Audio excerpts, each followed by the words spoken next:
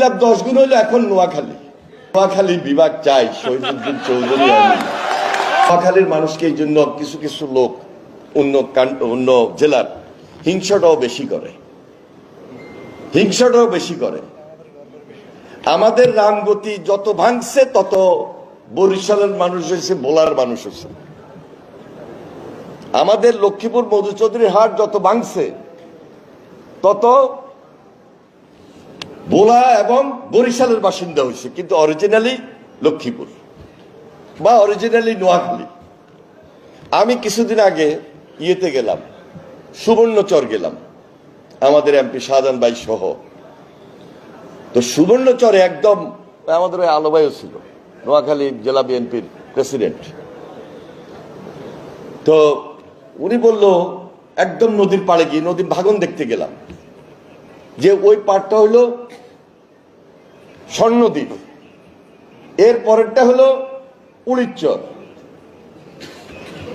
পত্র পত্রিকায় আছে বা ইদানিং কালে আমি যেহেতু পানি সম্পদ মন্ত্রণালয়ের দায়িত্বে, এই জিনিসগুলো তো আমাকে বেশি দেখতে হয়, যে কোথায় ডুবোচর, কোথায় চর উঠতেছে।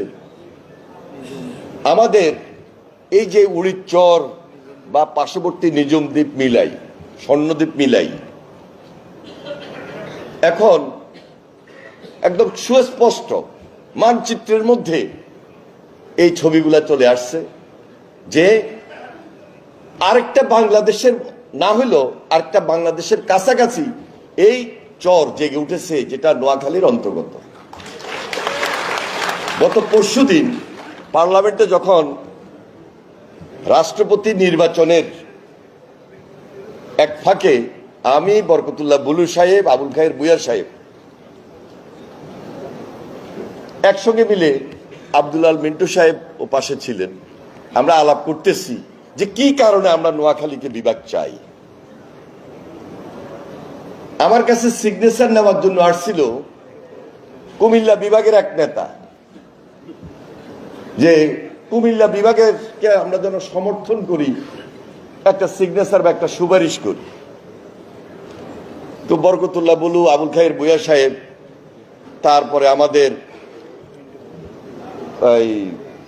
মাহমুদুল খোকন ভাই উপস্থিত ছিলেন।